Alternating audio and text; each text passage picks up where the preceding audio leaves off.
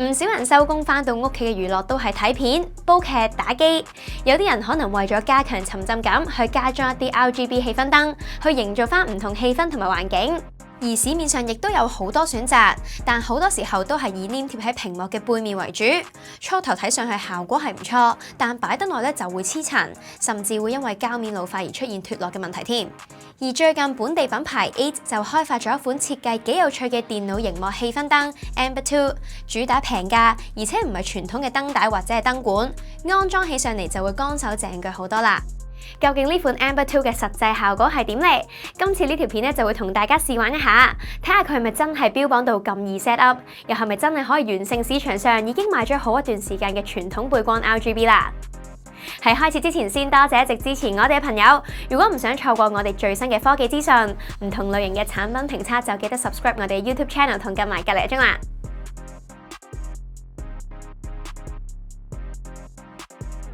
Amber 2係一款 RGB 電腦熒幕背燈，能夠顯示1600萬種顏色。Amber 2嘅發光粒並冇外露，而係內藏喺燈管入面，發光嗰陣就算直視咧都唔會太殘眼。同市場常見嘅 RGB 背光燈帶唔同，佢係以一整個模組嘅形式出現，闊300mm，高200mm，深21mm，尺寸咧就同一個13寸嘅電腦芒差唔多，而且配件唔多，真係需要攞出攞入咧都算幾方便。固定嘅外形亦都令到 Amber 2喺安裝上可以有唔少變化。佢會用咗唔少熒幕都有嘅 Visa 界面，對應翻 Visa 界面嘅4個螺絲位，就可以將 Amber 2裝上去熒幕後面。或者如果係用緊熒幕臂架嘅話，就可以先拆除連接臂架同埋熒幕嘅螺絲，然後將 Amber 2安裝喺臂架同埋熒幕中間就可以㗎啦。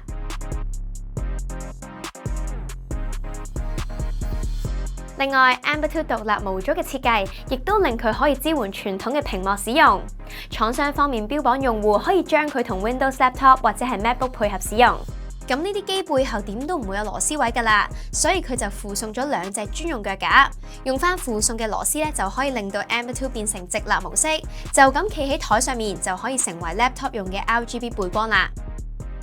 位置 set 好晒之後咧，就可以準備將 Amber 2連接去電腦度。隨後分別有一條 USB Type A to C 同埋一條短啲嘅 USB Type C to C 線，根據翻你部電腦嘅 USB 頭連接翻去 Amber 2嘅 Type C 位度。成功之後，佢就分別會亮起紅、綠、藍3隻顏色，然後按指示安裝翻 Windows 或者係 Mac 版本嘅 Amber 2專用軟件，就可以開始用㗎啦。配合軟件設定 ，Amber 2有好多模式選擇，除咗靜態同動態呢啲常見嘅模式 ，Amber 2亦都提供咗一啲根據電腦操作而轉變燈光嘅模式。首先就係會隨住音樂節拍去閃動同埋變色嘅音樂模式。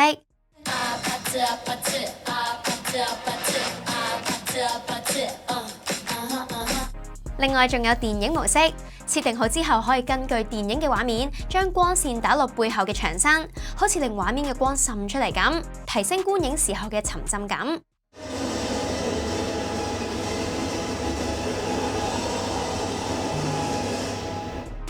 不過呢個電影模式咧就有一個設定需要留意翻，喺睇戲之前需要入翻 Amber 2嘅軟件入面，揀翻啱個畫面比例，分別有16:9、21:9同埋4:3，用嚟對應翻你睇緊嘅電影畫面比例。咁如果揀錯嘅話咧，就 show 唔到正確嘅燈效噶啦。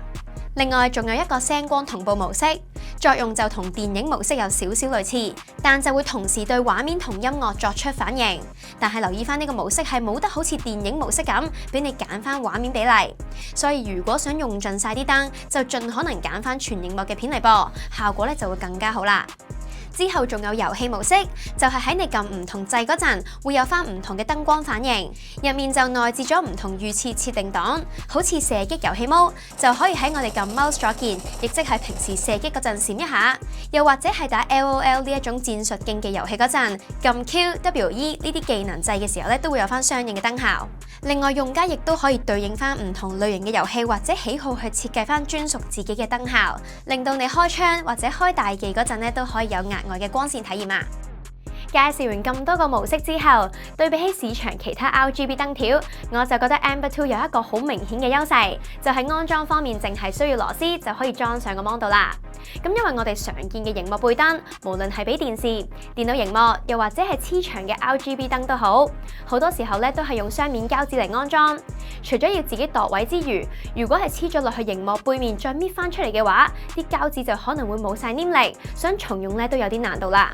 而 Amber 2嘅螺絲安裝就解決咗問題。首先安裝就一定唔會歪嚟歪去，然後如果要換 mon 嘅話，都只係需要拆落嚟再裝翻上去新 mon 就 OK 啦，唔使再度位同黐膠紙，可以近乎無痛咁樣轉移去新 mon 度。佢嘅直立模式咧都係另一個值得欣賞嘅地方嚟㗎，因為並唔係每一個 mon 都會有 Visa 界面，好似 laptop 咁樣，之前咧就完全冇相應嘅方案可以選擇。但 Amber 2裝咗支架之後，可以直接企喺 mon 嘅後面，變相只要有張台就得，可以俾到更加多人用到。另外 ，Amber 2喺軟件支援上咧都做得好齊全，基本同一啲特別嘅功能都有齊晒。就算對佢本身嘅設定檔唔滿意，用家都可以 set 翻自己中意嘅顏色同變化方式，仲要唔使好似一啲電視用嘅背燈咁，要靠一個額外嘅鏡頭先可以同到畫面互動。不過 Amber 2雖然方便，咁但係缺點咧亦都相當明顯㗎。例如佢一定要安裝翻專用嘅軟件先可以用到，如果唔係咧就連簡單嘅運作都唔得，即係冇得即插即用。咁對於唔想裝咁多軟件喺部電腦度嘅用家就可能會有啲抗拒啦。同時 Amber 2單獨模組式嘅設計，亦都意味住佢嘅設定彈性會大大縮窄。8官方咧就話最好係俾27寸以下嘅熒幕使用啦。如果你個 mon 係大過27寸，又或者 Ultra Wide 超廣闊熒幕嘅話，就係可以照用。但係由於 Amber 2嘅光度始終冇得加強，超出呢個尺寸嘅話，效果就肯定咧會打啲折扣㗎啦。呢一方面，傳統嘅 RGB 燈帶因為都推出咗好一段時間，專俾唔同尺寸熒幕用嘅型號咧都推出咗唔少，甚至又可以自由裁剪嘅款式，設計彈性啲，可以配合到更多嘅 mon 之餘，由於燈帶可以黐去盡量貼邊嘅位置，咁單以燈光效果光度嚟講，燈帶咧就一定係光啲勁啲㗎啦。另外 Amber 2仲有一個安裝上嘅小問題，即使你個 mon 有 Visa 界面，但係由於 Amber 2嘅支架其實都佔唔少位，如果熒幕背後唔夠平嘅話，有機會啲螺絲咧係裝唔到入去，變相咧都係要用翻直立模式啦。不過用就係用到嘅，但直立模式始終高極有限。如果個 mon 調得高翻啲 ，Amber 2嘅高度唔夠擺去個 mon 嘅背面，就會好容易令到啲光 match 唔到個熒幕畫面，反而仲有啲核突添啊！整體嚟講，對於想一試熒幕氣氛燈嘅觀眾，呢一隻8嘅 Amber 2我覺得都係一款唔錯嘅產品。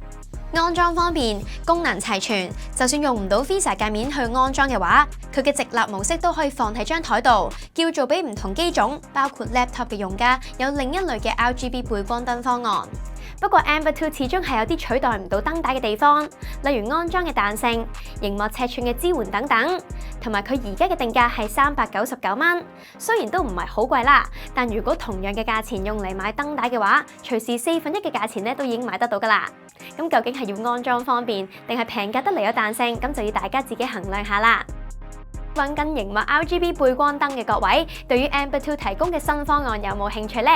定係睇完都係覺得傳統嘅燈帶實用啲呢？歡迎喺下邊留言同我哋交流下，我哋好快會有新片同大家見面。唔想錯過嘅話咧，就記得 subscribe 我哋嘅 YouTube channel 同撳埋隔離一鐘。咁我哋下條片再見，拜拜。